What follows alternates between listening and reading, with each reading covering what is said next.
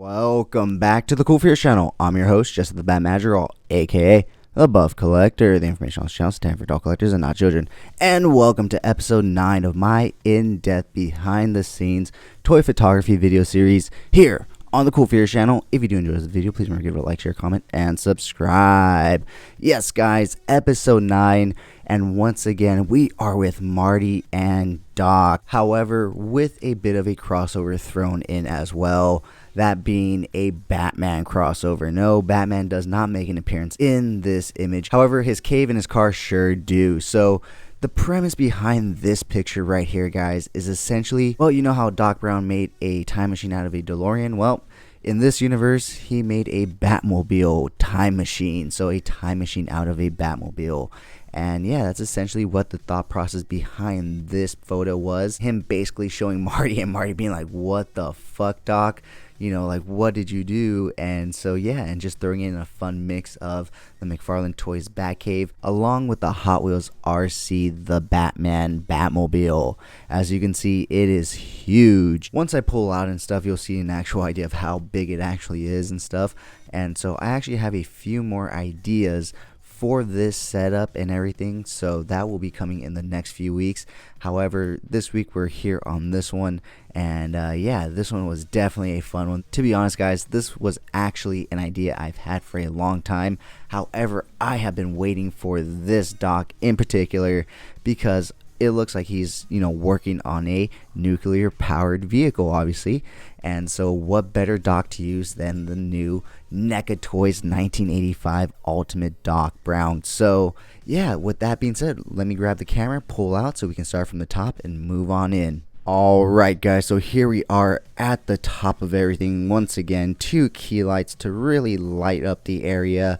That way you have really ultimate control when you do go into the editing process, when you're editing lights, colors, saturations, and all that. Because if you start with a dark image, guys, it's just a downhill battle, and so it's easier to start off with a more brightly lit image and then work your way down in darkness and all that. It's kind of like spiciness. You can always add some, but you can never take away. I guess you could take away a bit when you remove shadows and all that stuff, but it gets a little grainy at times, and so if the photo is already properly lit, it just helps you that much more. So once again, we have 2 main key lights at full brightness up top right here, and then looking top down, as you can see, we have a triangle effect right here. We have 1 cube light behind Doc right there, the warm orange light back there behind all the instruments and tables, and 1 cube light lighting Marty and Doc from the front.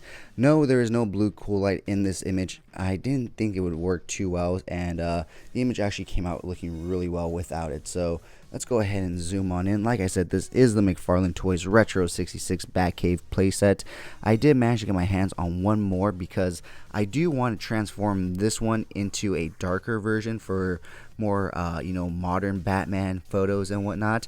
Also maybe potentially also maybe a Pink Skulls Hangout Club, although I may wait on that one just to, you know, use the new villains playset for that idea. But I definitely want to use this one for a more dark and gritty approach to a Batman image, and so I need to paint it opposed to, you know, utilizing it in its bright orange and yellow form. But like I said, this is the McFarlane Retro Batcave playset.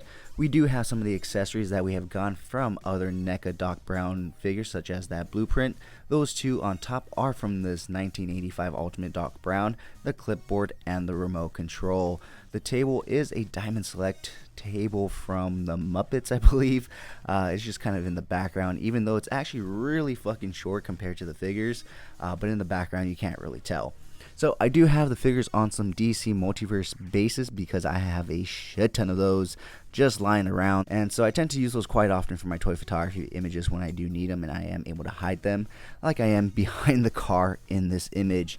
But yeah, they're just basically posed up like Doc's being like, hey Marty, look at this, and Marty's like, whoa, what the fuck, Doc, what is this? And like I said, this is the RC the Batman Batmobile, and as you can see, it is gigantic. I may even do an image with both of them in the car, not too sure yet. But yeah guys, that's pretty much it for this image.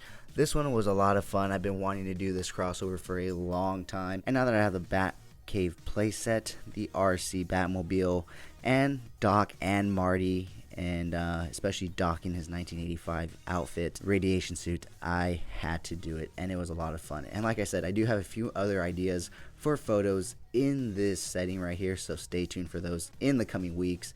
But with that being said, guys, that wraps up this episode of my in-depth behind-the-scenes toy photography video series. So next up, let's watch the time-lapse of me setting everything up, and then of course some behind-the-scenes photos, and obviously the final images. If you made it this far, type down in the comments below, Time Machine Batmobile. That way you know you've made it this far and you're enjoying the content.